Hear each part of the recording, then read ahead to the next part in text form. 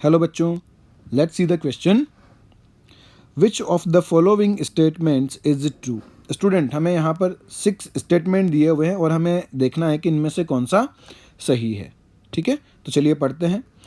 First है humans scientific name is homo sapiens. बिल्कुल सही है स्टूडेंट। ह्यूमंस का साइंटिफिक नेम होमो सेपियंस है। यहाँ होमो जो है ये जीनस को डिनोट करता है और सेपियंस स्पीशीज को डिनोट करता है, तो ये बिल्कुल करेक्ट है। नाउ सेकेंड हम पढ़ते हैं Genera Plantarum is written by John Ray. Student, यहाँ पर जॉन रे ने नहीं लिखी थी जेनेरा प्लांटेरम, इसे लिखने वाले थे बेंथम एंड हुकर, इन्होंने इसे लिखा था। तो स्टूडेंट ये स्टेटमेंट यहाँ पर रॉन्ग है। क्लियर।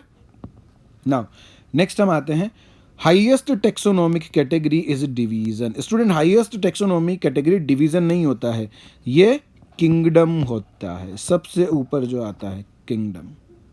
ठीक है, तो स्टूडेंट ये स्टेटमेंट भी रॉन्ग है। नाउ हम आते हैं फोर्थ पर। Taxonomic group of any rank is taxon. Student बिल्कुल सही है। टेक्सोनोमिक ग्रुप, किसी भी रैंक के टेक्सोनोमिक ग्रुप को हम क्या कहते हैं? टेक्सोन कहते हैं। जैसे कि सपोज करो ये किंगडम, ठीक है, अब इस किंगडम के अंडर हम लिखेंगे, जैसे सपोज कीजिए एनिमेलिया, तो इसे हम टेक्सोन कहते हैं। बिल्कुल सही बात है। तो taxonomic group of any rank is a taxon. ये टेक्सोनोमिक ग्रुप है और ये टेक्सोन है।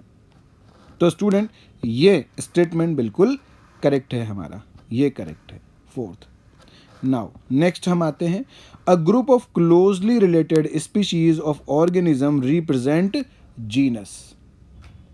ठीक है, तो स्टूडेंट बिल्कुल सही बात है। जो क्लोजली रिलेटेड स्पीशीज होती हैं उनके ग्रुप को हम जीनस कहते हैं, क्योंकि स्पीशीज सबसे लोवेस्ट कैटेगरी है, इसके ऊपर जीनस आता है।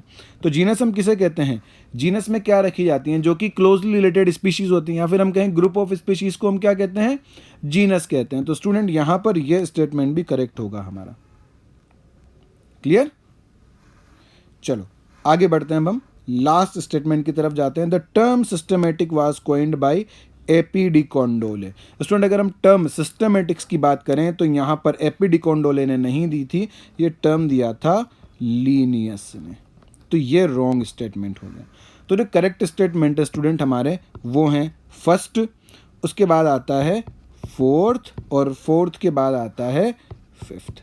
यानी कि फर्स्ट, फोर्थ और फिफ्थ करेक्ट हैं। तो स्टूडेंट यहाँ हमारा आंसर हो जाता है ऑप्शन बी।